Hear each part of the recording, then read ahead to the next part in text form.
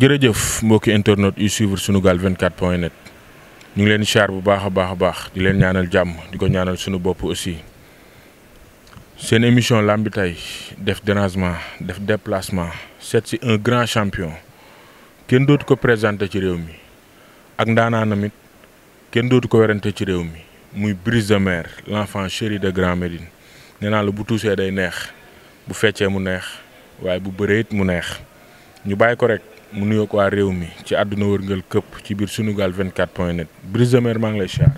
maa ngi lay delloo ziar di nuyu Sénégal di nuyu monde entier di nuyu képp kuy bëggee Brise de Mer nuyu waa Saloum sama dëkk waa Touba waa Dakar waa Grand Médine waa fii cité Indien yi maa leen di nuyu bu baax parce que depuis ma commencé fii ba léegi maa ngi sant yàlla bu baax a baax.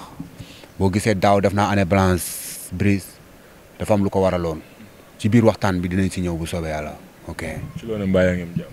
maa ngi am jàmm bu baax di parewaat parce que dafa am dama bokk si làmb war a wane sama bopp ami tolof nangu ko parce que jàmm pexe mais yàlla dogalam mais ñu ngi liggéeyaat lu métti loo xam ne nii bëgg nañ fu ñu nekkoon ak li taxoon tur bi gaaw a dem li tax Brise de Mer gaaw a siiw lu tax ñu xam Brise de Mer parce que am tur si làmb nekkul lu yomb parce que bëri gis nga ñu fi bëree ba bàyyi xàmmewuñu leen te yàlla def na su ma ne tëll ñu ne kii diwa ngi ne kon loolu dafa am lu ma wane fekk fi samay nawle am lu ma wane tolof nag yàllaa koy def si jàmm bon def na ma fi ay tolof nangu naa ko mais damay liggéeyaat pour jéem a ñëw jël sama place si làmb ok. suñu ñëw sa carrière tey ci tënk rek kan mooy Brise de Mer. waaw Brise de Mer benn booy bu jóge woon Saloum jaar Touba def donga daara jóge foofu wàcc si Dakar waaw dal Grand Médine nekk Grand Médine nag waaw indaale samay fem samay salañ samay lépp dugg écurie Ndakaaru 6 mois laa def écurie Ndakaaru ñu ne ko utal leen booy bi combat ma dem sama combat ak Amasiga mu jóge écurie Manga 2 fekk mu ngi nekk tegle ay victoire jël adresse Senghor ma taseeg moom bëreeg moom lu métti si combat finalu Boy Naar combat Zos Lac de Guiers finalu Lac de Guiers Zos si laa njëkk a bëree arène Zos Lac de Guiers ba mu koy kii noonu waaw si laa njëkk a bëree arène sama bëree arène léegi ma bëreeg moom ñu dóorante mu daw jël moom ma daw déclenché ko man mu wër ma ndomb ma wicc ko mu dóor bopp bi si gazon bi gaa yi jox ko victoire bañ demee ñu xoolaat recours delloo ma victoire waaw deuxième combat yi kii ne booy bi ne boo joxaat leen booy bi combat ñu joxaan ma tas yaakaar bu école de lutte Manga 2 si laa ko dóor mu daanu ñu jox ma bu ci dugg bu Mbour ma daan ko Mbour ñu jox ma Tyson gi ne Kaolack ma daan ko Kaolack ñu jox ma si lañ ma jox ba kii ma tegle 4 victoire ñu jox ma Boy Niang grand combat ma Boy Niang daan ma jël Baye Pël bu Rock Énergie daan ko ñu jox ma amee dem Tivaouane combat boobu ñu bëree ba courant ba coupé kenn mënul wax jël combat boobu amul benn télé bu mën a wax ne jël baa ngi nii waaw lamb ji dafa lëndëm jékki-jékki ma jin mbot ñu ànd rëpp ma jékki-jékki tourné gis ko mu daw ñu jox ko victoire ma tourné ñëw ba mu ñëwee si lañ ma jox naaru sokaas si laa këpp naaru sokaas waaw ñëw ñu joxaat ma ay kalaaf et puis am naa benn genre retard war a dabewaat moo tax ma jël combat risque yoo xam ne nii ba may jël rëg-rëg waruma ko jël waaw waruma ko jël parce que tamit boo waxuma tur yi sax waxuma dara mais li ma def si làmbu arène booba defagu ko. mais est-ce que tamit nekkul manqué staff bu baax moo la dugal ci rek. waaw loolu mun na nekk tamit parce que mun naa ne sama staff amoon nañu problème boo xam ne nii problème mu maanaam comme tey gisoon nañ benn fugg ci man boo xam ne nii. fougue de jeunesse boo xam ne nii pour ñoom képp koo xam ne day takk ngemb di bëree Brise war na ko mën a daan. loolu moo amoon moo taxoon yenn combat yu bëri bu ñu nee Brise kii nag loo ci wax mën na ko jox leen ma ko. ba pare yow say combat su may remarqué excès de confiance bu ëpp combat yi nga ñàkk yëpp moo la ko ñàkk. waaw loolu boo ko waxee dëgg la parce que boo xoolee làmb ji instant yi tapet yi rek a dem boo xoolee làmb ji tapet yi doo nga dem gëree yëpp a ngi ci suuf ñu am fit ñëpp a ngi ci suuf tapet yi parce que dañ lay cookaas nga bëreet dem yaa ma gën a xam ñu nax la jiyoog yow daan la et puis di la dawloo wala nga tii xama tamit nga dagg billet amateur yi dagg bi nga pare sa combat ay weer ñëw esat arbitre soufflé xam nga boo comprendre yow bu dee benn zaaru ngaax nga da nga ne yow arbitre dafa war a soufflé rek combat bi ñu bëree mu jeex kee ñëw ne non tactique de jeu la dañuy ñëw pour ndaxante ñëw pour kii même bu ñuy niil sax faale wuñ ko ñu jéppi faale wuñ ko ñu ku mer faale wuñ dara bokkuñ ak ki nga xam ne ni tey danaan man su bu amateur bi daggee billet damay bëgg mu kii mu kontaan loolu du bokkul ak kii léegi nag ñi doon sóoraale ñooñu yëpp boo xoolee ñoo dem ñeneen ñi nga xam ne ñu ay gëree lañ ñoo des ginnaaw waaw looloo fi nekk. tey bu ñuy ñëw sa làmb su ma juumul yaa ngi gëj a wàcc sa diggante ak Jules Baldé Junior le promoteur Kandji moo ko tëggoon daaw la woon foofu ci stadium Iba Mar Diop est-ce que làmb jooju Brise de Mer waroon na koo perdre. boo làmb jooju waruma koon perte. nga yóbbu sa waay à l'usure. waaw bëreeg moom lu métti dernier moment mais combat bi man xamoon naa sama jëmmi bopp ne booy boobu mënu ma daan man xam naa loolu parce que boo xoolee dernière rotation bi ma doon def dernière rotation bi dama lem sama baaraam bu mag mu damm ci biir combat bi. ci biir combat bi. mais tax signalé woo ko. non man gis nga kaa ma tegal gis nga sama loxo bii nii door naa mbër rang loxo bi damm bugguma ko signalé parce que boo ko signalé. défaite loolu tamit risque la. waaw mais défaite la. mais le problème mooy da ngay xool tamit ñi nga xam ne ñoom ñooy topp sa ginnaaw boo jugee Grand Médine yëpp topp sa ginnaaw tamit nga ñëw di saraxe. mais tey bu fekkee dama signalé blessure dañ koy jox victoire. ok waaw dañ koy jox victoire même bu dee tànk beeg loxo bi blessure boo mëntu signalé ci biir combat bi après dañuy jox sa adversaire victoire léegi nag loolu ngay bañ yow ak boo dee gor comme li nga wax waa Grand Médine topp la ñeneen nit di la ñaanal yow da nga naan noo dee rek mais dama koy nëbb sax ba daan parce que nit blessé na fi nëbb ko am ndam. waaw sama combat Jules Baldé am naa yeneen combat yoo xam ne ñu koy ñaanal bu baax a baax yaram bi dafa xaw a sutante tamit ñu koy ñaanal yàlla may ko tan bu baax a baax ba mu ñëwaat suñu biir parce que soxla nañ ko. waaw sama combat bi boobu noonu comme li nga wax rek loolu laa waroon njëkkee sax ñaanal ko parce que bu ma ko déggee ba léegi affaire bi dafa ma tuusee naqari na ma bon xool naa tamit xool fi ma ko seetee ba sonn am ay numéro téléphone yu ma doon lijjanti pour woote ko pour dem seeti ko waaw voyage woon na après dernièrement lañ ma wax ne dafa voyage mais léegi dégg naa ñëw na bon mu ngi am tan bu baax a baax mu ngi féex bu baax a baax yàlla na yàlla yokk féexam ba delloo ko fu mu nekkoon parce que booy bu yaruloo depuis boobu léegi mosuma dépassé lenn parce que boo xoolee man presque man Pikine laa dëkk boo xoolee man Pikine waa Pikine yëpp dañ may bëggee waaw Pikine boo xoolee man Ikri Falaye Balde laa njëkk a takkee ngemb Ikri Falaye Balde si ñoom Ama Balde fa laa njëkk a takkee ngemb nekk lu ndaw waaw bu baabuy pare waan wala ay Tyson ñu ñoo doon daw man ak Ama xam naa mën naa am sax mënutul koo fàttaliku man ak Ama ñu doon daw jël benn satala bu doon def si papaam doon def si suufu ndaal bi di ko sottil boppam mu raxasu pour ñu door a dem après dama daan doxee tànki neen Pikine ba Grand Médine pour fanaan si waaw loolu yëpp di leen nuyu passage ñoom ñëpp waaw di sant yàlla bu baax nag di wax Brise moom maa ngi laqatu sama ruq di ñëwaat waaw am nañ combat nag combat bi waaw di laqatu suñu ruq di liggéey lépp lu ñu yàlla may bu boobaa ñu sante ko yàlla mais en tout cas bu retour de Brise moom beneen combat maa la wax lii bindal incha allah yàlla dinañu may ndam bu soobee yàlla. mais écurie Ndakaaru est-ce que punch bi mu amoon bu njëkk est-ce que am na parce que leader yëpp su ma juumul dem nañ. waaw pour wax dëgg non instant yii nii amatu ko parce que comme tey maanaam dafa am lu manqué si cin li.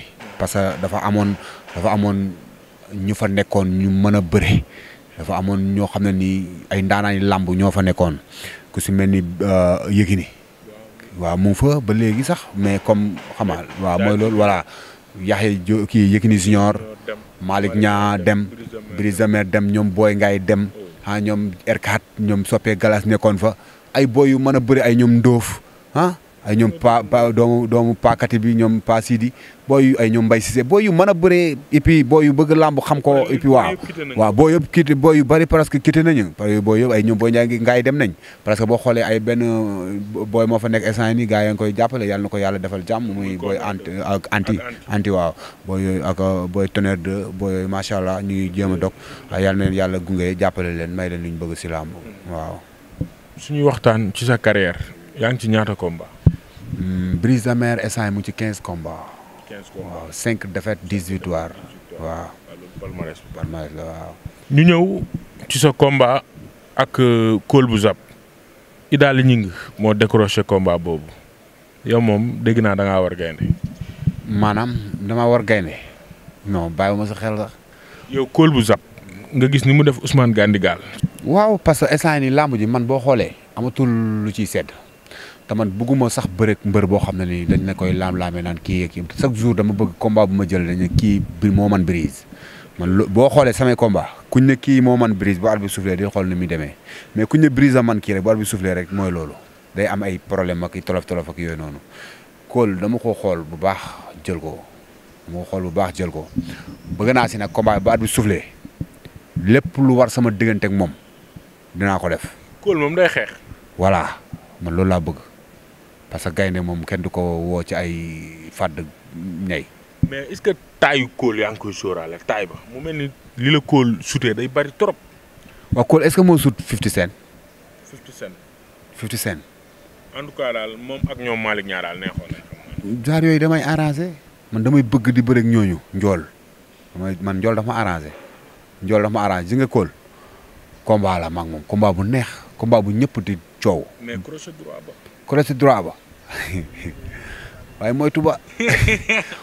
moytu ba daw ni cërëxin wala taseeg moom baare crochet bi dugg si biir waxal ko beneen crochet loolu lay lambu chaque jour dañuy mel ni kuy rayante suñ paree après bokk ndey bokk bàyyi man loolu laa gëm si lamb. su nga lu ma gën a bañ si lamb mooy arbitre souffle ngay daw wala ngay anier wala ngay nekk di def ay cippi cappa bugguma loolu na nga taxaw dëggal sa bopp man dama bëgg mbër boo xam ne nii daf may duma waaw day dumaanteeg man loolu day neex si lamb. xeex ak man waaw te yow xam nga ne su ma la waree wax su ma la waxee loolu war nga ko gëm bu arbitre souffle di nga xam ne kii. xaw ma lan de waaye ragal moom. dégg nga lu ma la jaar nga jaar. bokkuñu fu ñu fanaan bokkuñu fu ñu yendu sax. waxatuma la ak fanaan man dama juddu dund lu métti dund lu tar jaar ci daara tumuranke gisuma ndey gisuma baay di daj lu métti ñu may teg lu métti moo tax fu ñu toll nii lu métti bu ñëwee day oyof si man.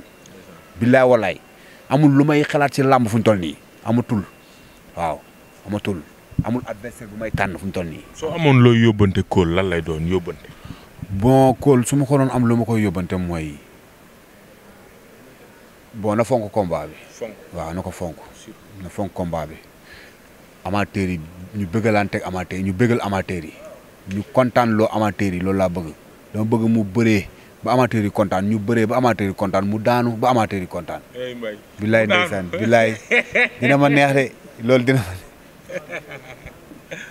waay mu daanu ba amateurs yi kontaan. waaw da ciy bokk parce que instant man instant dafa am lu ma war a wane. ci làmb mais làmb ji mu gaaw wala mu yéex ban moo ci arrangé Brise.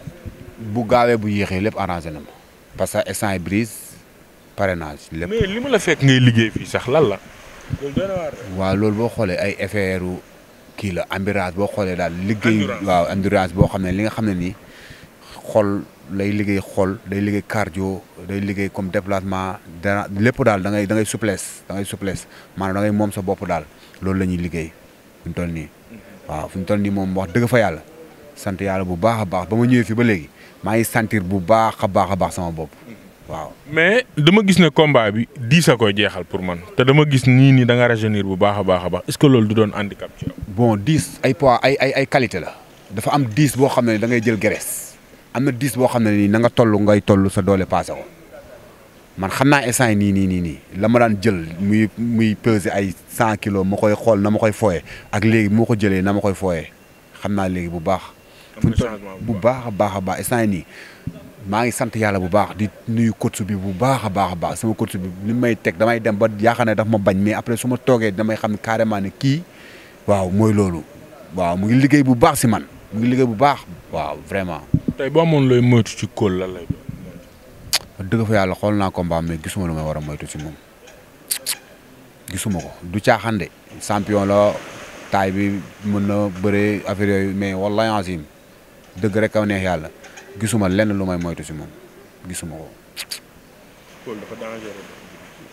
bon waaw parce que mbër faaw nga danger. parce que da ngay xool ni mu def Ousmane Gandigal te kooku ndaanaanu bëri. waaw Ousmane Gandigal. ndaanaanu bëri ba pare day gëj a compétir loolu la. mbër du gëj a compétir Ousmane Gandigal mën na bëree am na saay-saayu làmbu mbër kaamil la mais caay-caay ga.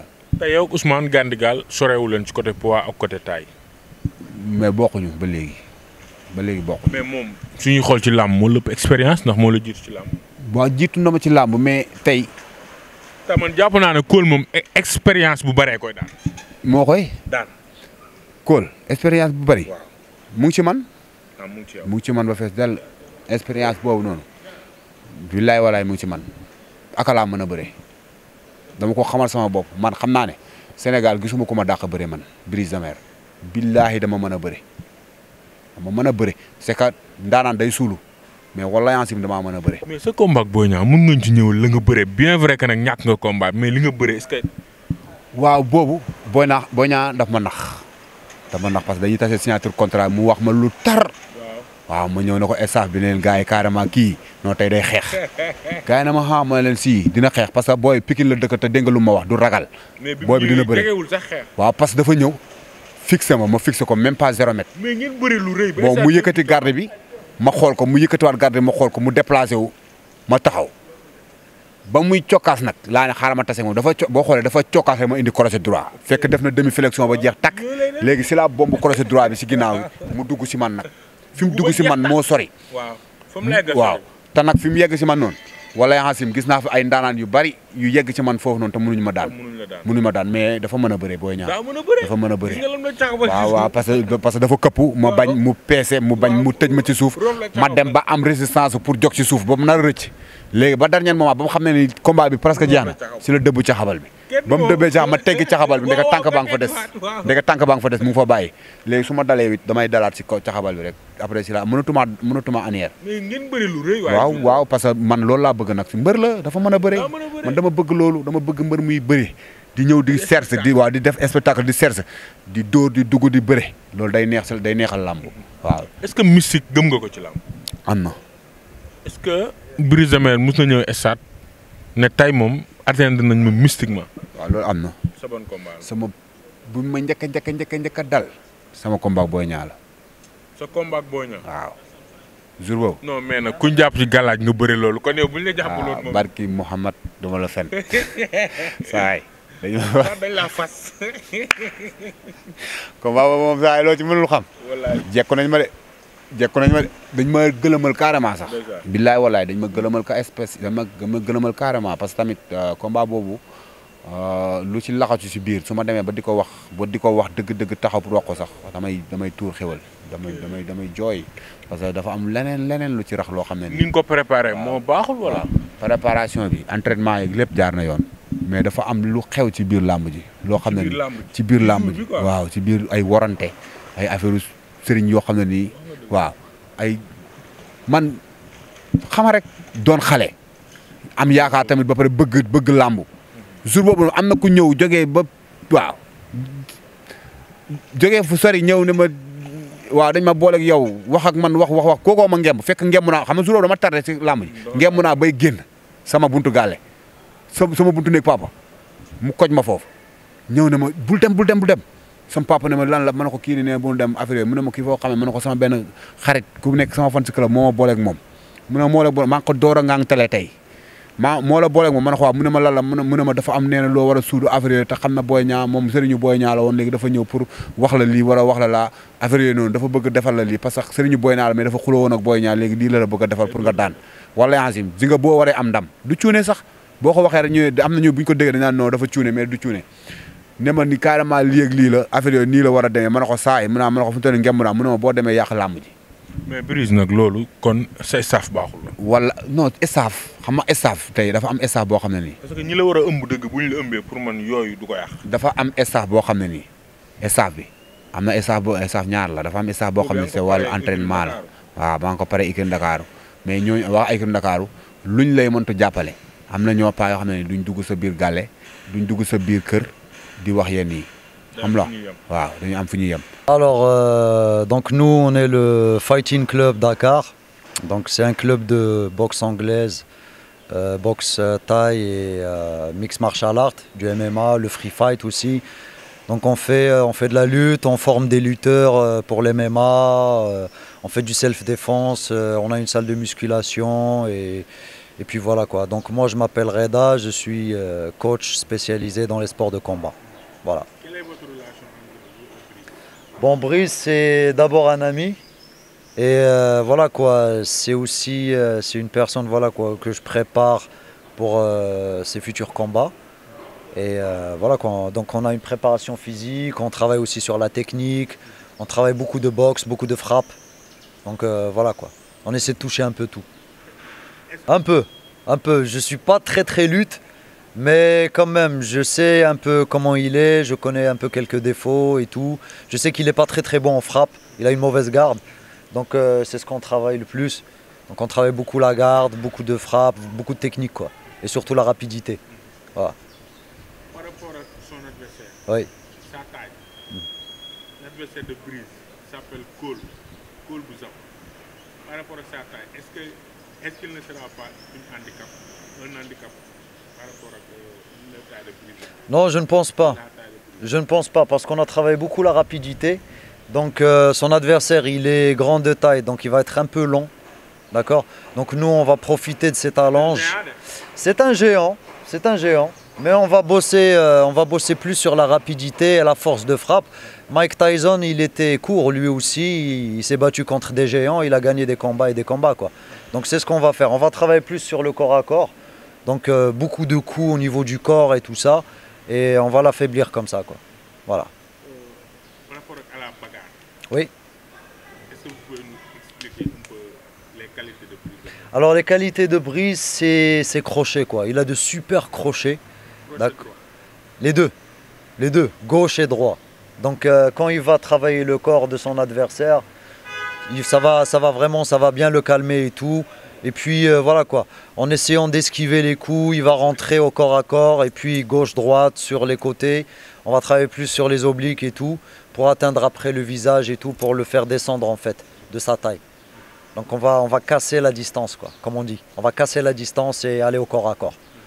Brise comme que li duuf ci nag bi xajul ci cin li te li ci cin li koy na coo topp la ñu ngi ci cëppaandaw émission bi sa combat ak Cole est-ce que am ngeen date bi combat bi taxaw na début saison daaw parce que loolu tamit mbër promoteur nañ ko bàyyi loolu parce que ñun ay xale lañ dañoo bokk si làmb Prince daaw taxawal na sama combat def première présentation fii Stade Iba Mar man ak Mamadou Ndiaye moo ma defloo année blanche te baaxul si mbër moo ma defloo année blanche daaw ma toog di xaar tukal ba tey xam nga ñëpp promoteurs yi ku bëgg a ñëw ne Brise am na combat parce que def na présentation te fekk rien nañ bàyyi loolu ñun ay mbër yu ndaw lañ xamuñu ay 4 mois 5 mois 3 mois baax na gën a plus tard 2 mois ñu bëree parce que pare nañ yaa ngi dégg sama combat Cole nag taxaw na jox nañ ma tuuti kale combat bi instant yi ni amul benn date boo xam ne nii maa ngi koy dégg lire naa chaque jour journal amul benn date boo xam ne dégg naa ko ñu ne bis sàngam avril lañ ñu waxoon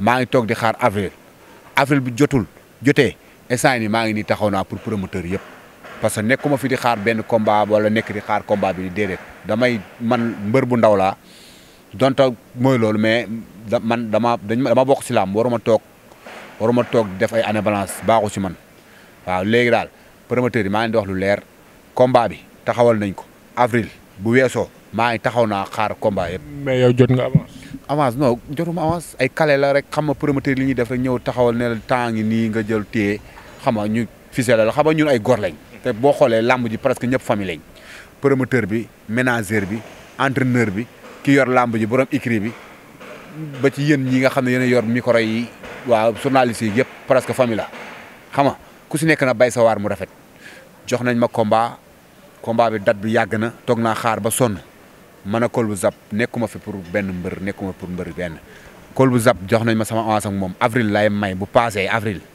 bu ma bëriwul avril ku bëgg damay seeti leneen parce que ay saa yi sama combat yi mooy loolu dama war a bërewaat dañ man namm si làmb te mbër yi nañ xam ne Brise a ngi ñëwaat le retour de Brise is back nekkuma fi di tendeefal wala may tànn ay mbër yi nii man damay rang muy gaaw amuma di tendeefal wala may jël kii nii muy buggi damay teg muy métti barki Serigne Bamba lu tar lay teg mbër yi xam nañ ko sax yow xam nga yow miy wax nii xam nga woo man du ma fi nekk di tendeefal wala may jël kii di ba kii na mbër yi xam Brise a ngi ñëwaat xale laa damay am problème tolof année reculé liggéeyaat pour ñëw jël sama place amul benn mbër bu may xool naan ko kii bàyyi naa ko xel wala déedéet li jëntuma leen maa ngi ñëw waaw nañ bàyyi xel loolu ok. nga wax lan ñi lay jàppale sa combat.